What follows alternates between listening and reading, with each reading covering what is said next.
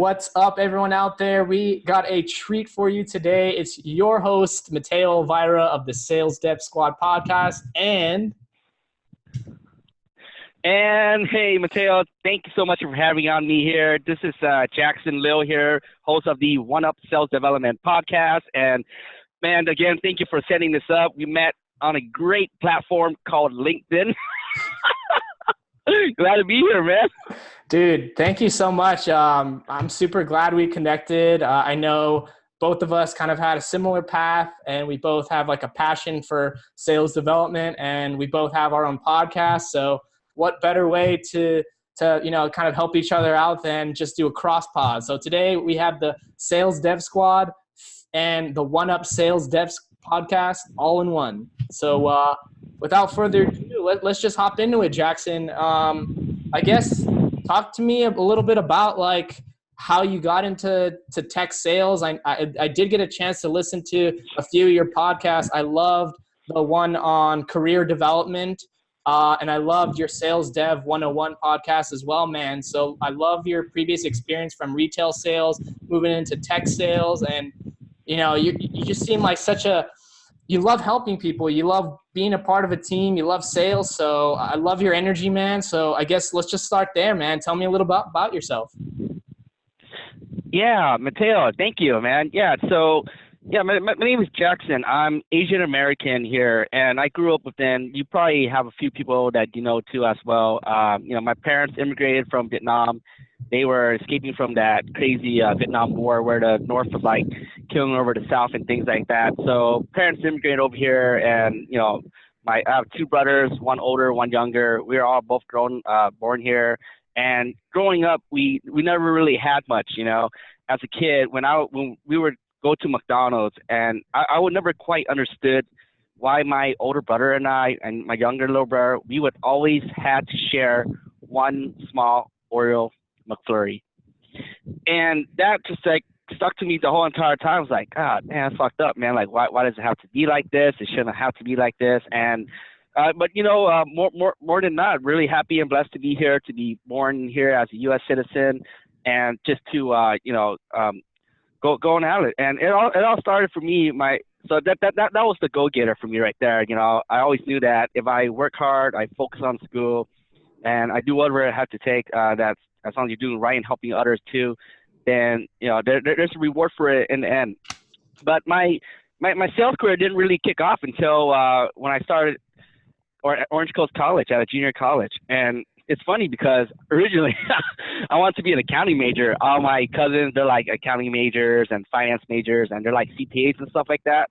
I was like, you know what? I want to do something that's like nice and in the suit and, just crunch numbers. And it seems like a pretty promising career and things like that too.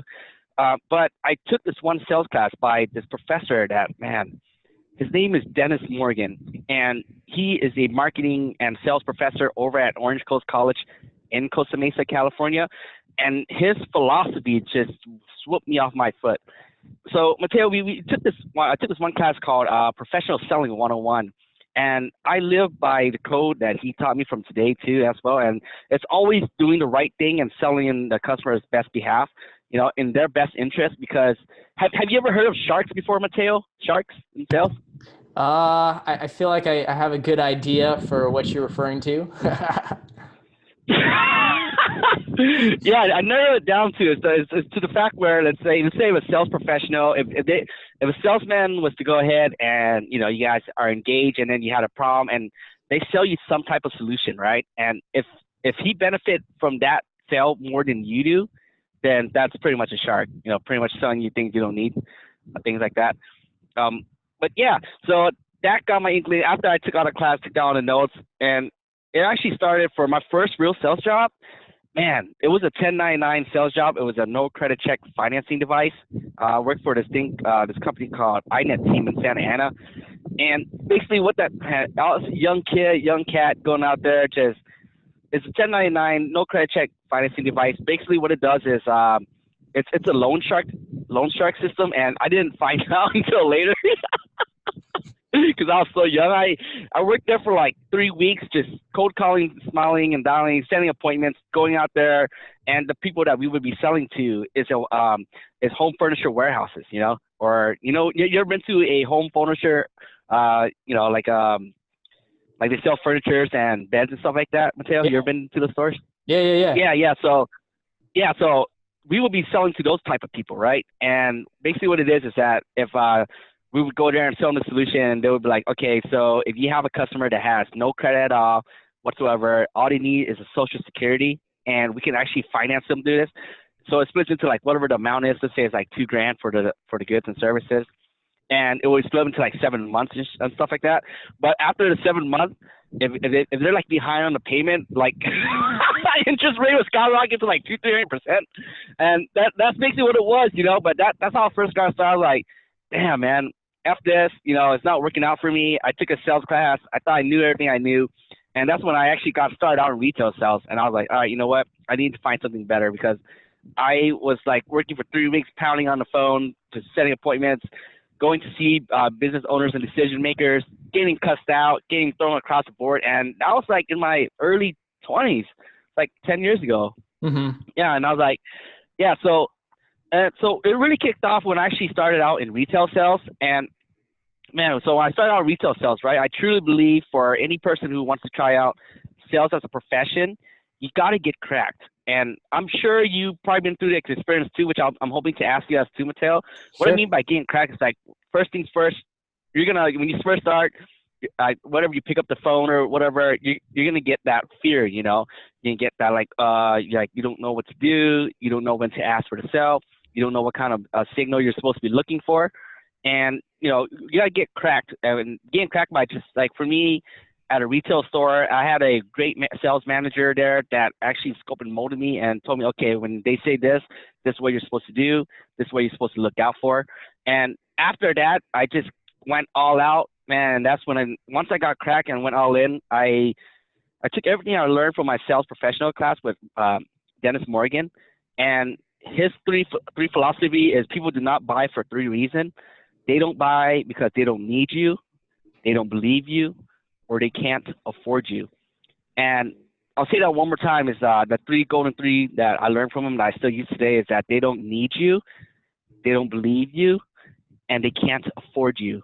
But if you were to able to encrypt that and go ahead and overcome all 3 of those objections, whether it's in person, online, B2B, or sales, there's no reason whatsoever that they shouldn't be able to buy.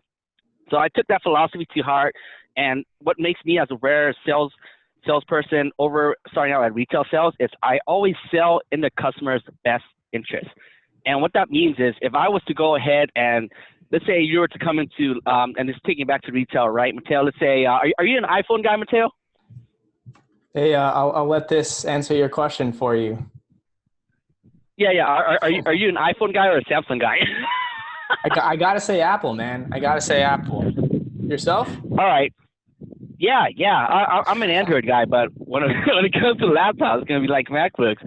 But yeah, so, you know, and what I mean by like selling on the best customer's behalf, right? Let's say you were to come in and you're like, hey man, you know, I want the brand new iPhone 11 or an iPhone 10 or whatever, and you have like the iPhone 9, and if there's like no big difference, I would actually advise you not to buy it. You know, I'd be like, hey, you know what? I understand where you're coming from. You want this newer phone. However, this is what's going to cost this. The ROI is not really there. Honestly, I don't recommend you should do it. However, if you still want to, I can't stop you.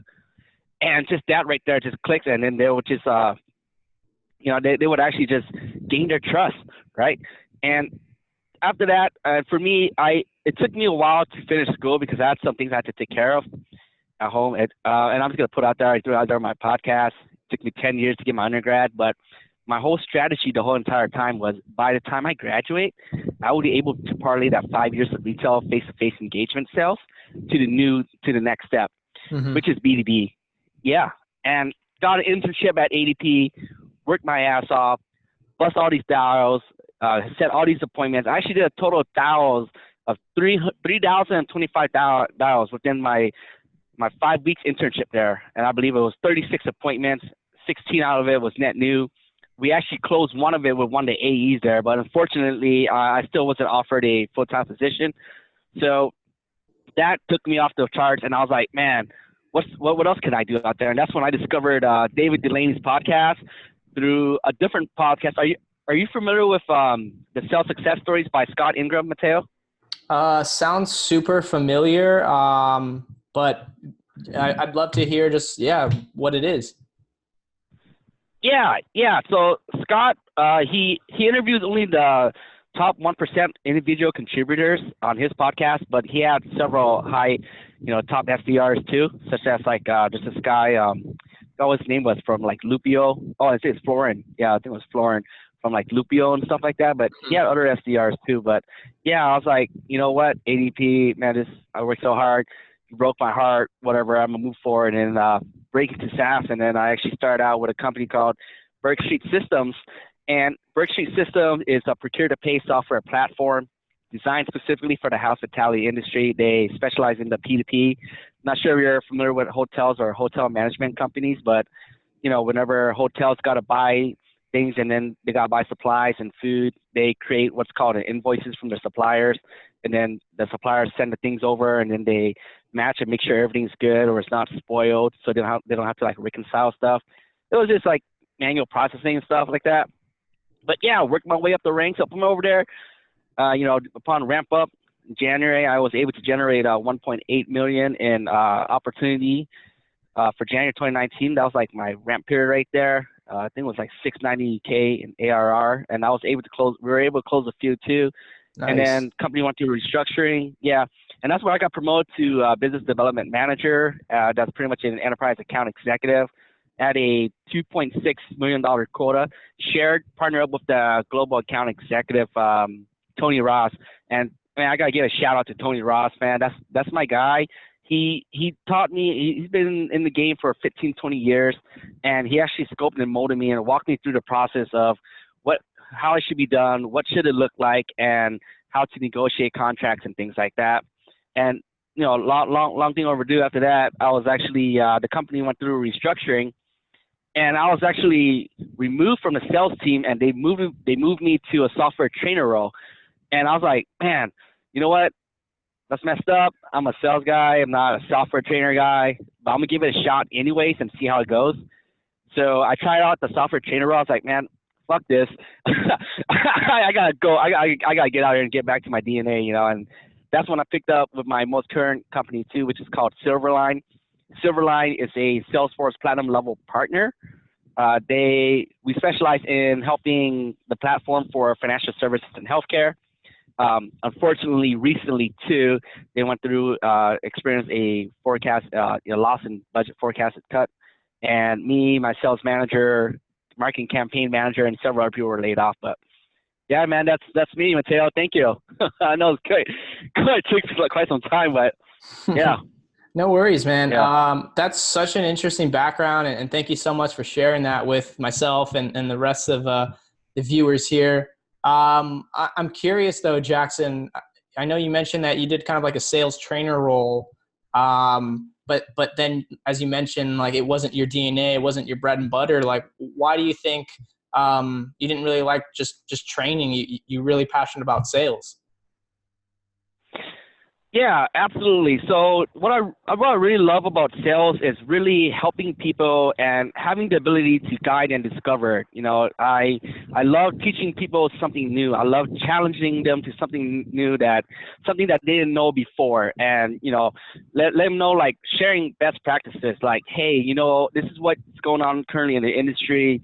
Is this perhaps relevant to you? Have you ever thought about trying this? Have you ever thought about trying that? Have you seen the trend moving this way? And this is what the others are currently doing. How are you currently keeping up with that? And just having the ability to challenge them and just teach them something new is basically what it is. But the software trainer role, I took it for a little moment of time too, but really, to be honest with you, I only took that role because I saw it in a future gig for me as becoming an AE again, because they actually, as a software trainer role, we run live webinars back to back for all of our clients. And what that means is when you do run to run in a truly effective demo, there's a specific way, art and language for it, and I'll give you an example, right? So when I first started out, and when I was doing some demos at Birch Street before I had a software trainer role, I was like, all right, you click here, you click there, and then you click this button right here, and that was like not the way to go. And I actually learned how to do it as a software trainer role, because there's a software trainer role. They run trainings all the time and live webinars for the current customers and the new clients. And it will sound something like this. All right, Mateo, thank you for diving in. Starting in the center, as you can see, we have the login screen. Right below that, we have the password.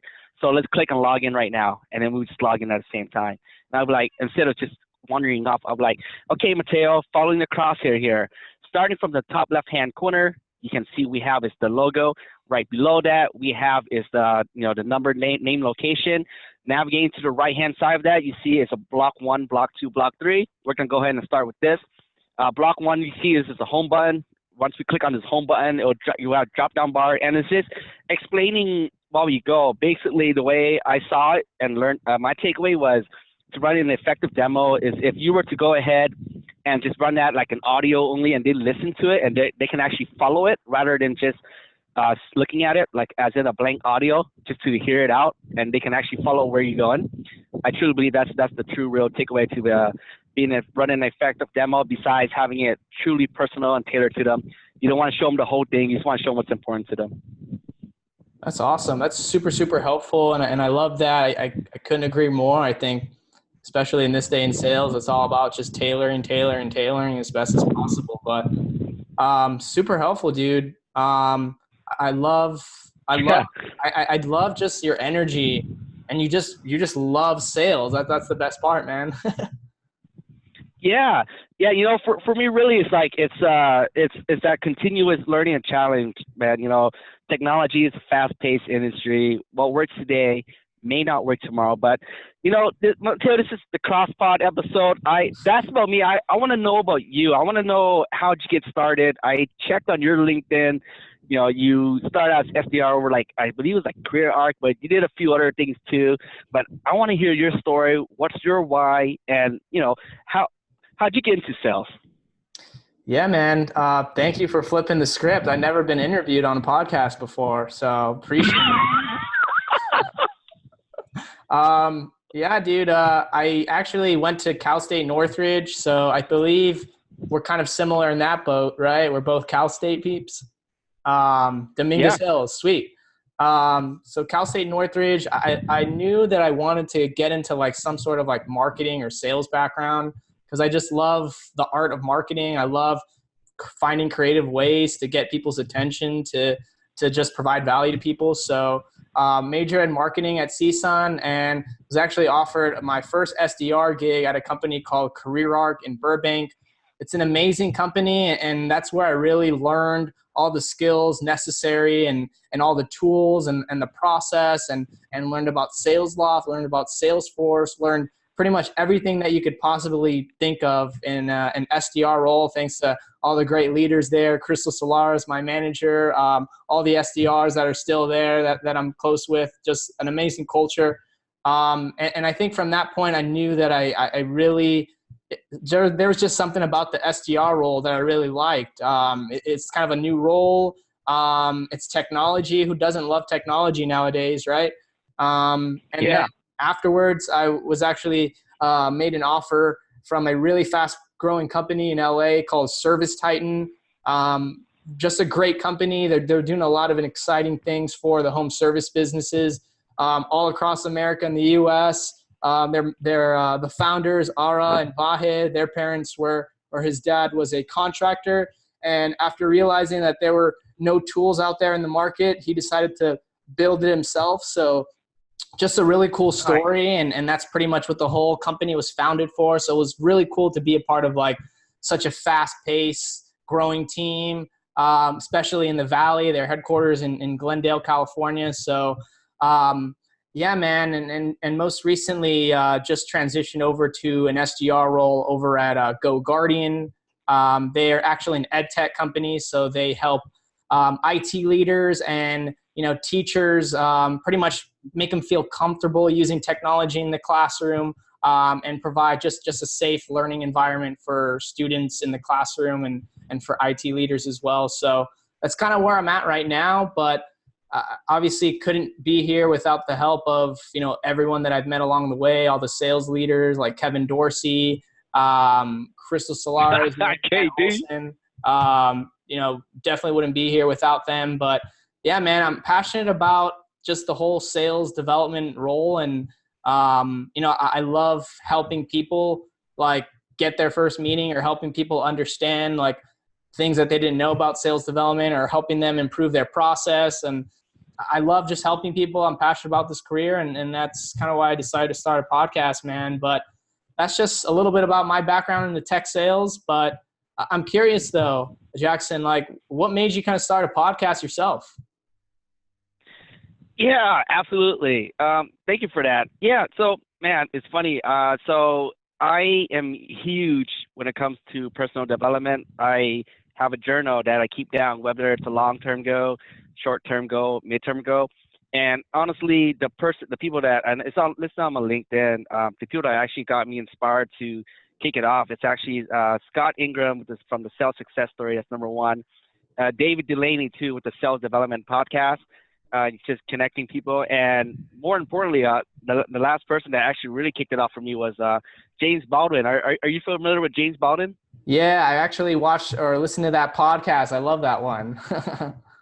Yeah, the Lunch Break Podcast.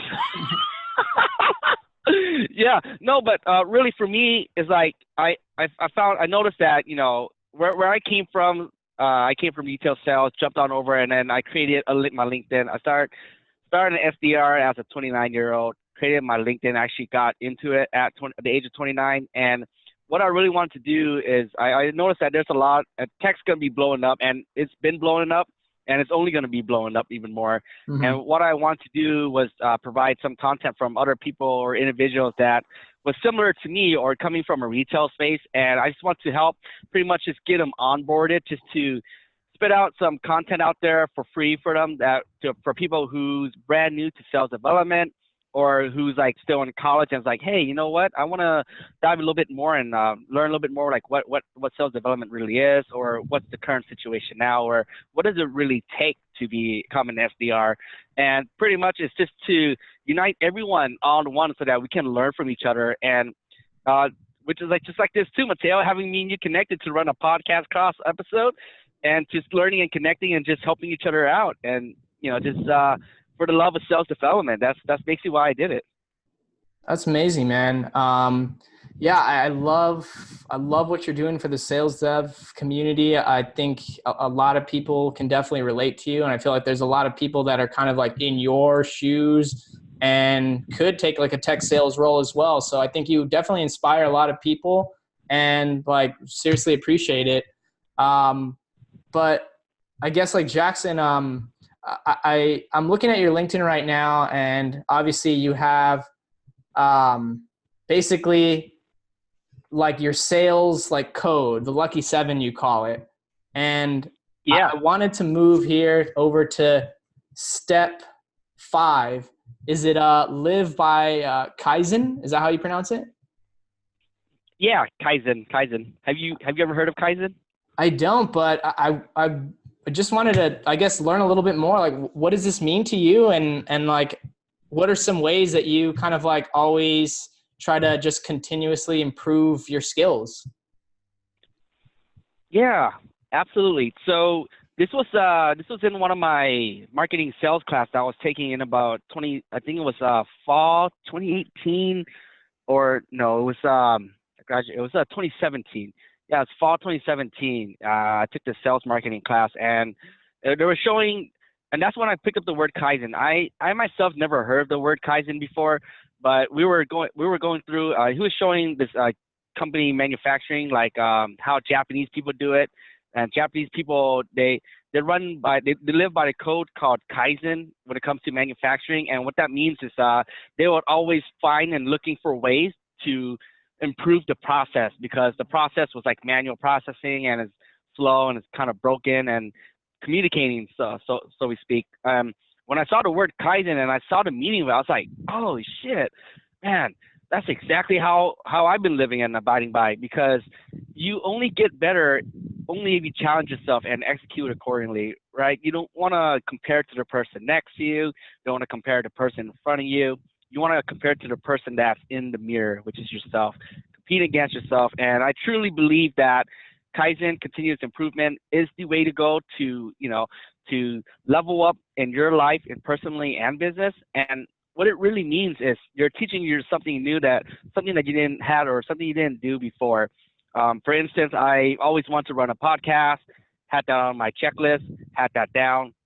I want to become an AE, had that happen too over at Berg Street Systems. And it's just never ever growing process. You keep going.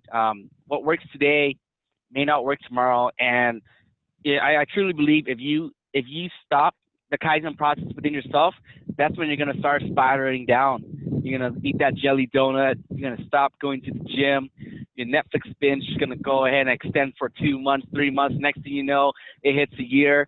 You rest too long. The grass is all tall now. You can't even see the weeds. You can't even see the floor. It's okay to rest, but don't rest too long. You got to cut the grass and keep going. That's a great analogy. I've never heard that one, but I'm definitely going to keep that one in my back pocket. Yeah, man, for sure. And just from the looks of it too, and just meeting and chatting with you, you're doing that too, right? You started out at career arc, and then you kept going, and then you jumped on over and like, you know what? I'm gonna take a risk. No risk, no rewards, and then just gonna keep going and keep learning and keep on moving up. And that's what you're doing too as well, Mateo. Yeah. Yeah. I mean, similar to you, wanted to create this podcast because just want to give back to the sales community and know that, it is possible and it is a great opportunity to make a lot of money, and especially in any different background like yourself. So I'm super happy we're able to connect, man. I also had a question for you though. I know at your previous experience over at Silverline, I guess you were doing more of like enterprise sales. I have some experience doing enterprise sales as well for like CareerArc and similarly at GoGuardian. And I know when it comes to like enterprise sales, the sales cycles are usually pretty long. They involve multiple stakeholders, and it's very different from SMB sales. So I just wanted to get your advice on, I guess, any tips that you have for an SDR in an enterprise kind of industry or enterprise role, and what are some ways that you can kind of help push the deal forward or get a meeting, or if you have any sort of like advice for an SDR that's doing enterprise. Yeah. For me, I started over at Berg Street Systems too. That was also enterprise. And when you come in as SDR, you want to go ahead and check out what the ACV looks like, right? Annual contract value. And that's what's determined what the ACV is. Over where we're at Silverline, well, where I was, the ACV was like 100K plus. So average sales cycles like anywhere from 9 months to a year, could be longer. It's off the Salesforce platform specific. Whether it's brand new. I was in there specifically for the financial services, for banking and lending. And, I wasn't on the campaign for too long because leadership took a different role, but we started focusing on what we called ongoing managed services that we called Navigator. And basically that's where, and we're actually, the campaign that we were actually given first was manufacturing companies. So, but what I found really that really works is, you really got to find and reach that person specific, which is, like you said, is the decision maker, but more ahead with the stakeholders. You got to really be an industry expert and then know how to flip the script on the fly. If they were to ask you something and you don't know, you got to be able to pivot and make the conversation steer right. But more importantly, you just got to know when to shut down. And I made a YouTube clip short, a little guideline that I made not too long ago too. I'm not sure if you saw it. It was on LinkedIn, the 5 stages, but I found it to work pretty effectively too, But you got to make it short and simple. You just got to be precise, skate straight to the gun, find out, you just got to qualify, but, you got to know when to shut down and just keep it professional. For instance, since it's enterprise, when it comes to like subject headlines, you don't want to just be like A/B testing with a question marks or anything like that. you'll make yourself look like spam like the rest of the people that have been trying to reach out to them.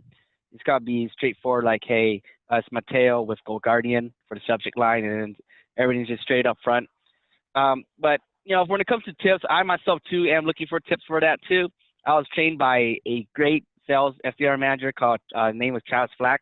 But what I really found at work was the 5-step stages that I actually came up with upon, too, which is, number one, you always want to ask for permission before moving forward, because nowadays empathy rules the day, and you don't want to just call them and in order to pick up, you don't want to just hammer them right away where it's about you, what your value prop is.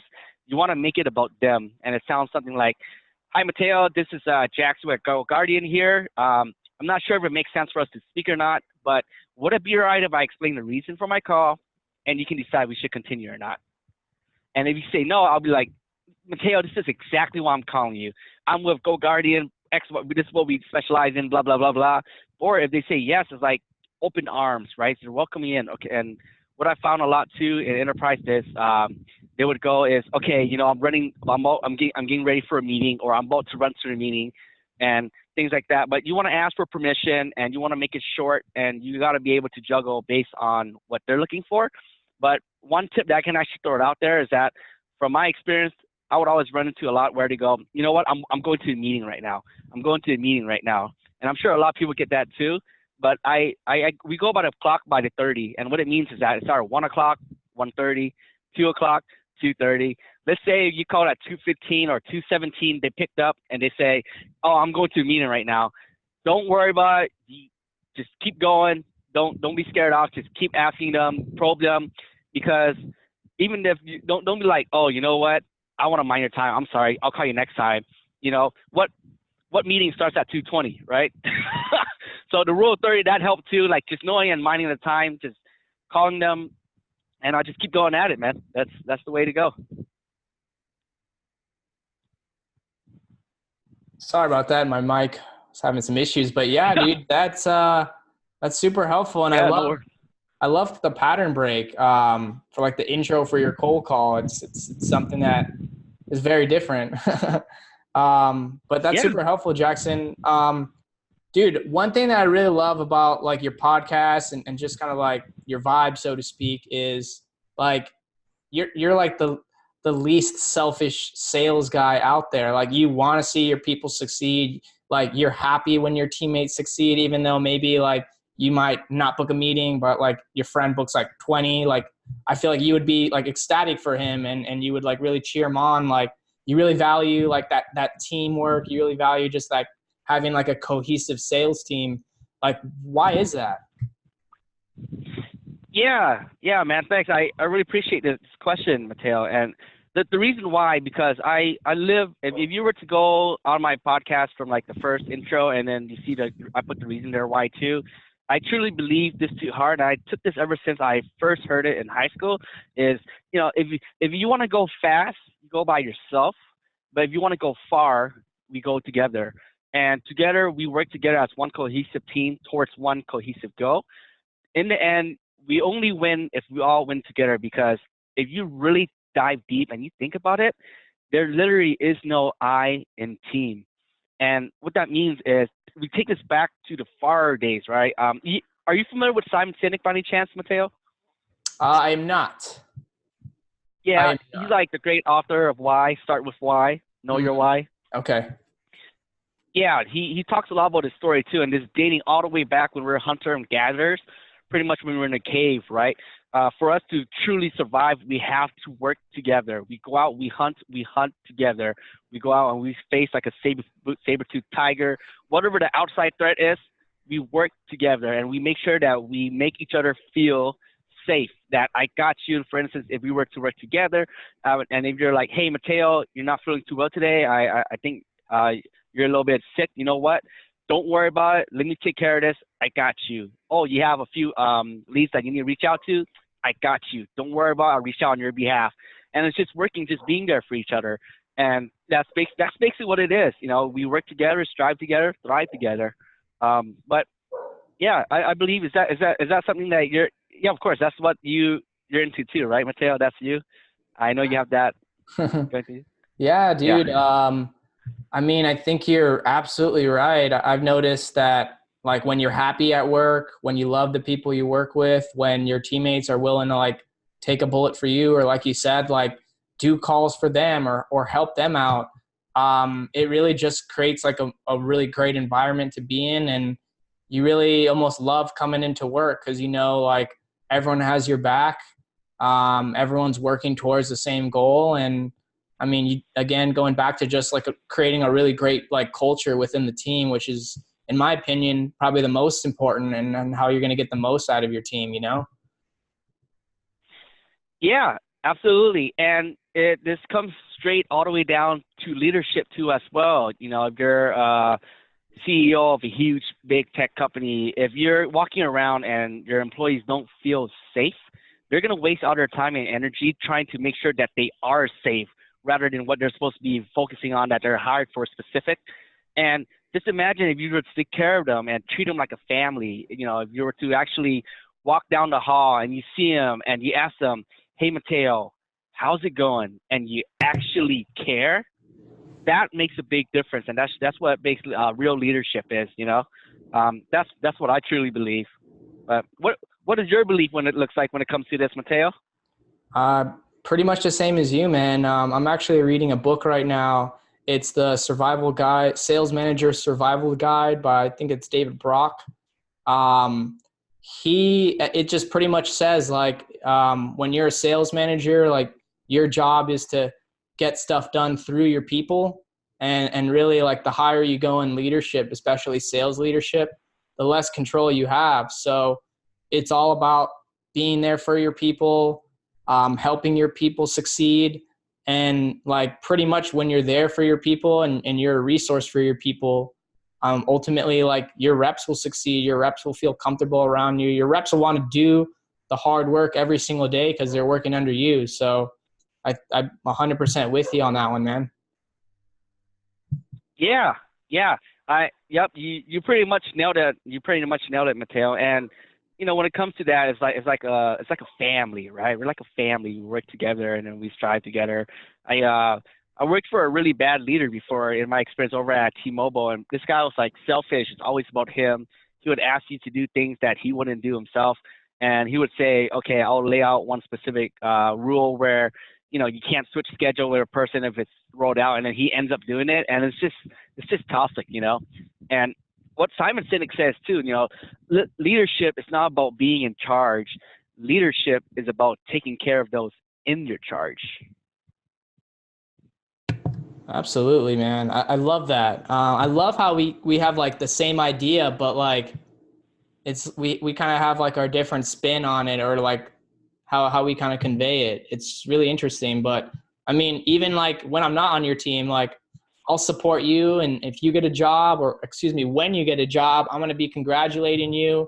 So I think it's super important Yeah. for us to like support each other just within the community, right? Of course, like within your team and within your company.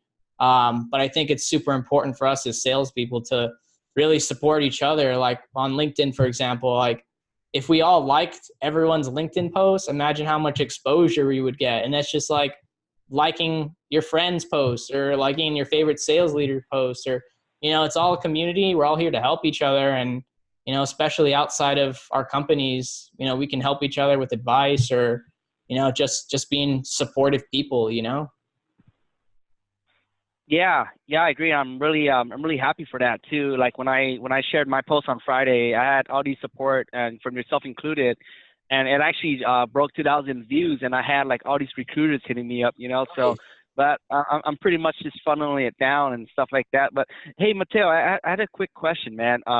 When we connected on LinkedIn, I checked out your podcast. I was like, oh shit, this is pretty badass. So Dev Squad, I had to ask you, how did you come up with the name SalesDevSquad?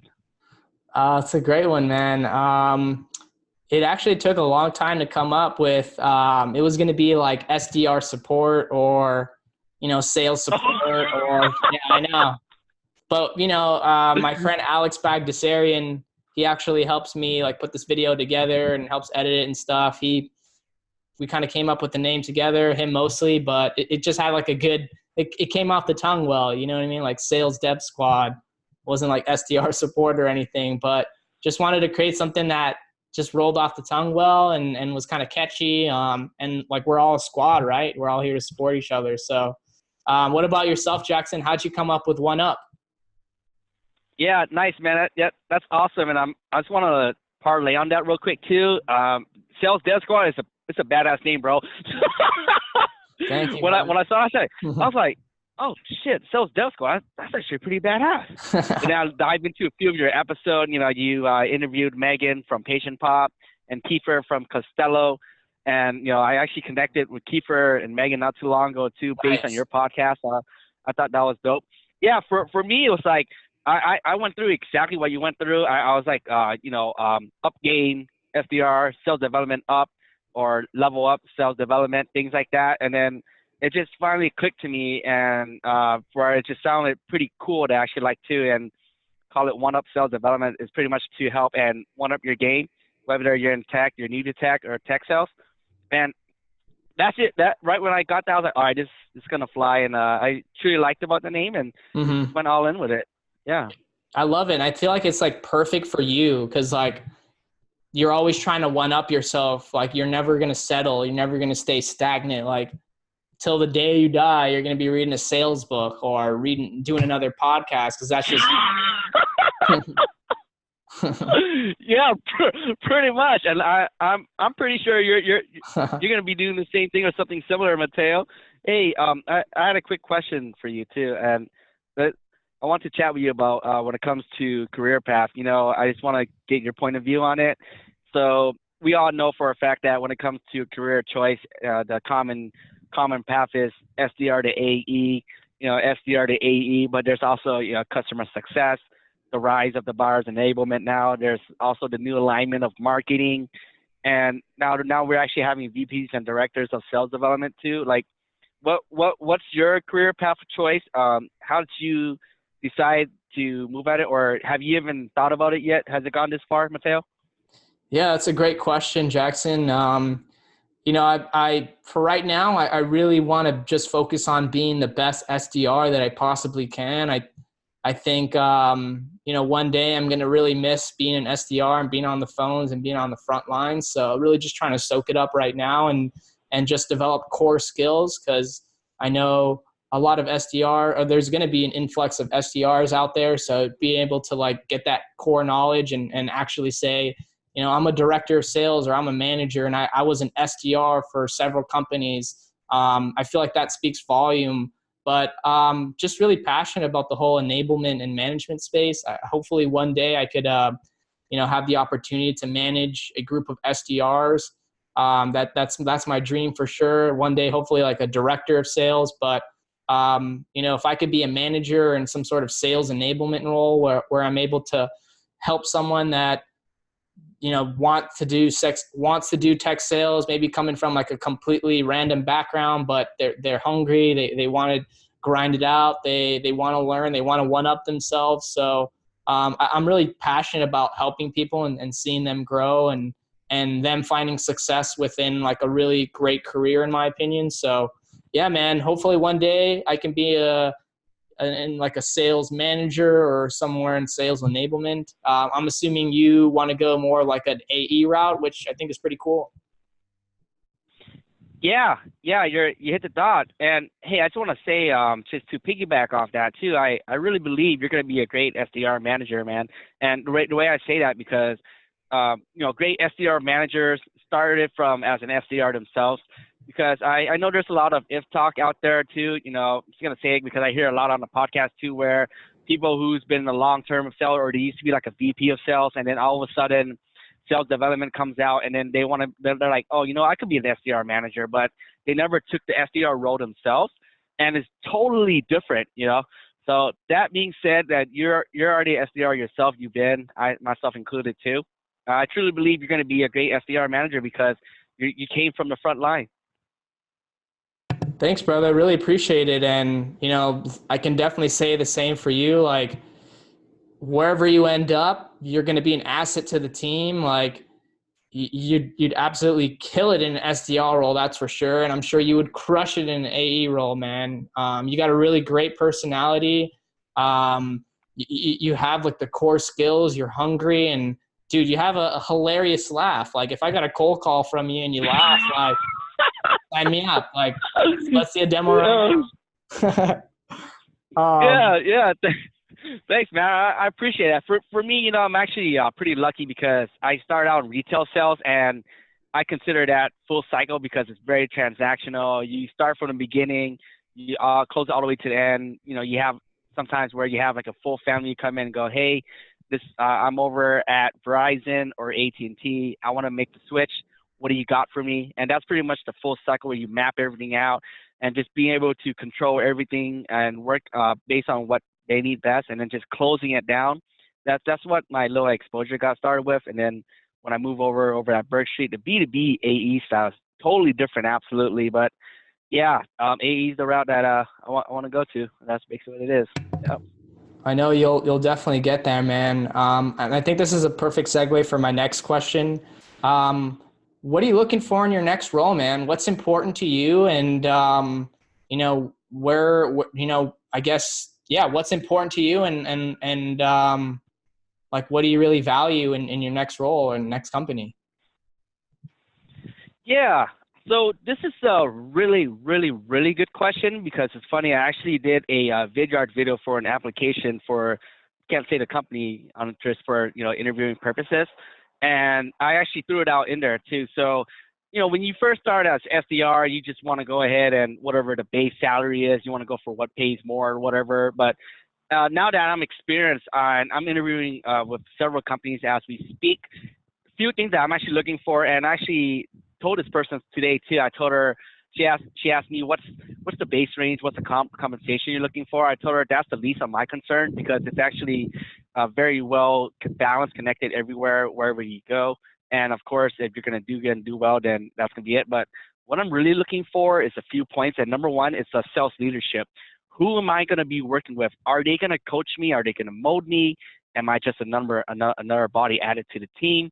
Are they a true leader? You know, do they take care of the team, or is it just all about them?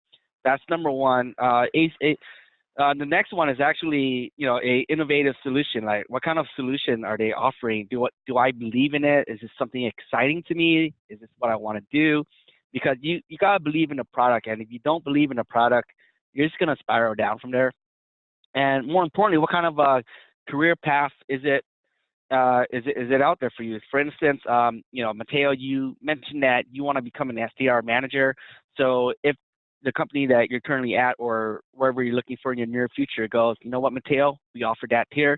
Come join us. You know, and I picked this up from the episode from, I think his name was Dan. He's a recruiter from the Sales Success Stories with Scott Ingram.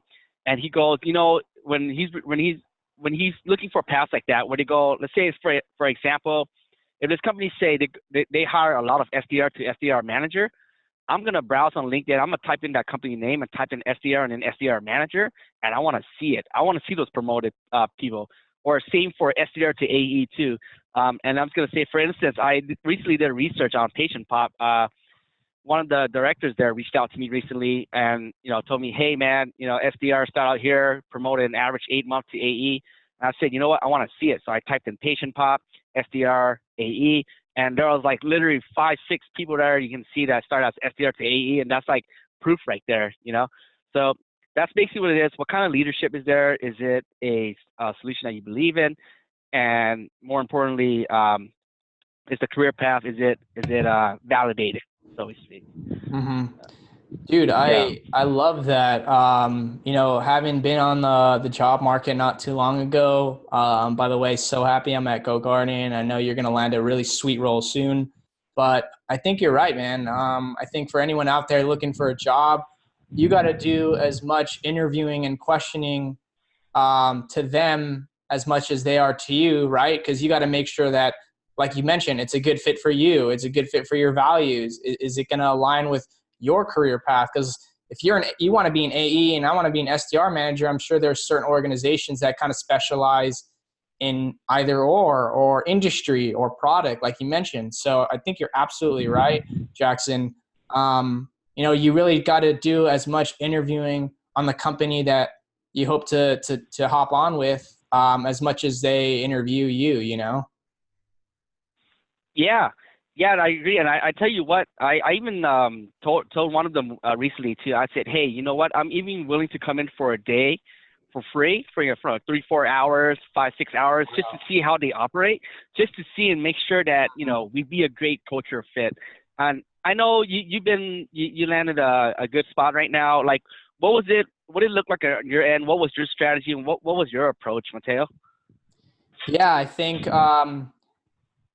being an SDR, you have so many opportunities out there. There's so many technology companies that are starting every single day, and they ultimately need people to sell their solutions, to sell their software. So first off, I would say find an industry that you like, or you could imagine yourself selling to the people too, because that's just going to make it even easier, right? Like if you're passionate about home service businesses, if you're passionate about film and entertainment, if you're passionate about recruiting, if you're passionate about, whatever it may be, I'm sure there's a technology company in that space already. So, find something that you like, because you already probably have like some skills lined up, because it's your interest and your passion. It'll just help you become a better salesperson. But, it's just going to make everything not easier, but it's just going to make it, well, maybe a little bit easier, but you're passionate about it, right? You're not just taking a job because you need a job.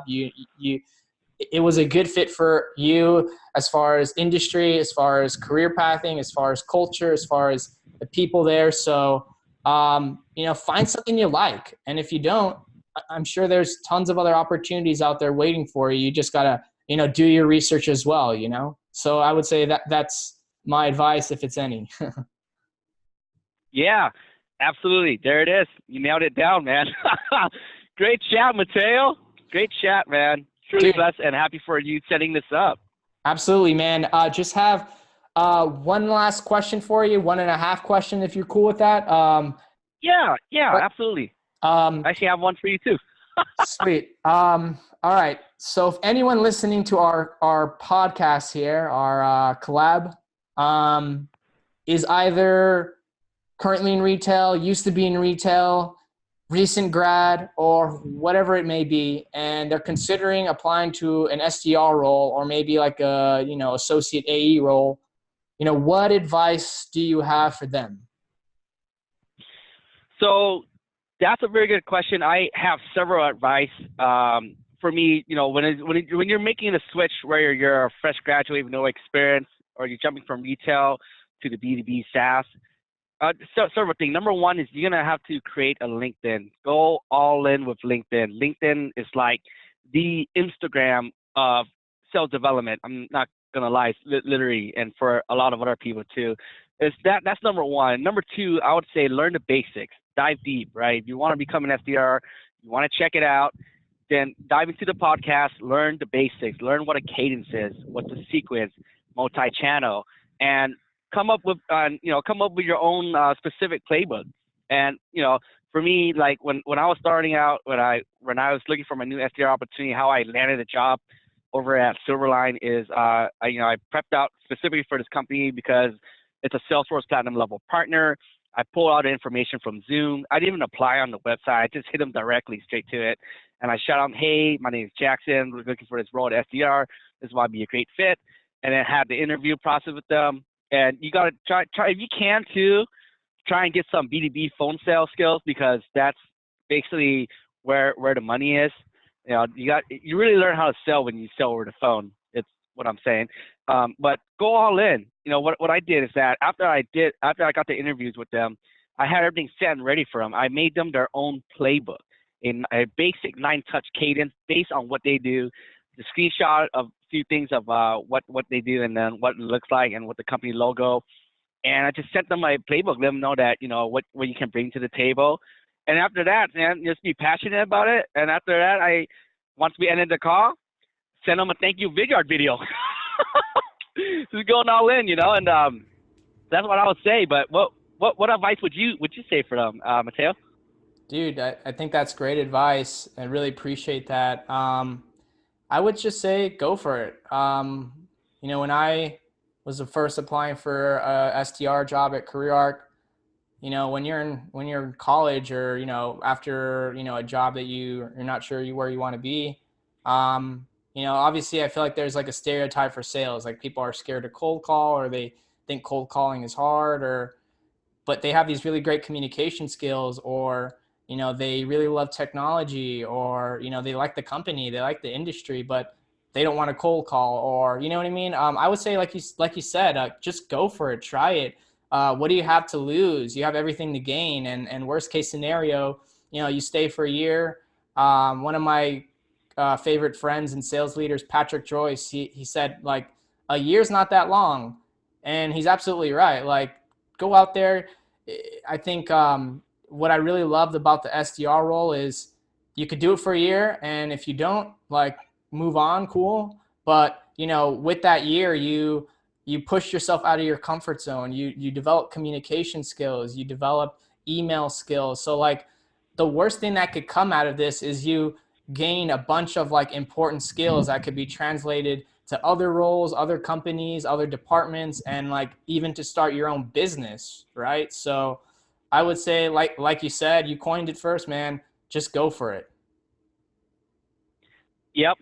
Can't highly agree with more than that, Mateo. You know, just go for it and just somehow, some way embrace cold calling, because that's where one of the main channel goals is for across the board. From what I understand, there's some that does emails, but you know, cold calling is the way to go.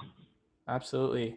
Yeah. Just had one last question for you, Jackson. We can split here, but any books that you recommend? Yes.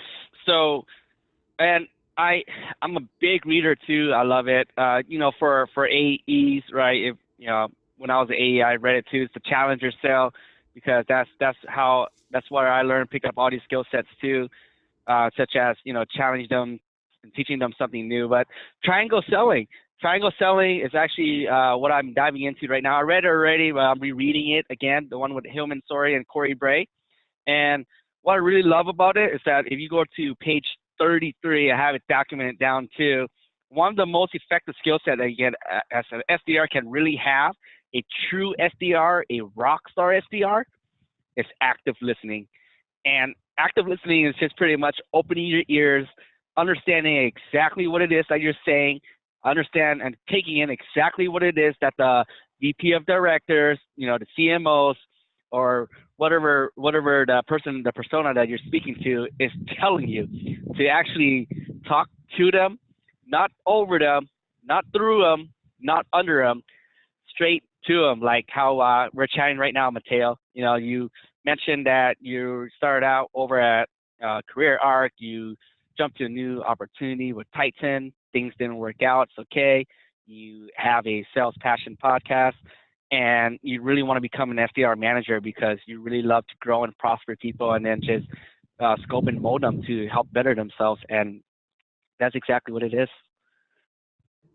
Absolutely. Thank you. Those are some great tips and great book recommendations as well. Yeah.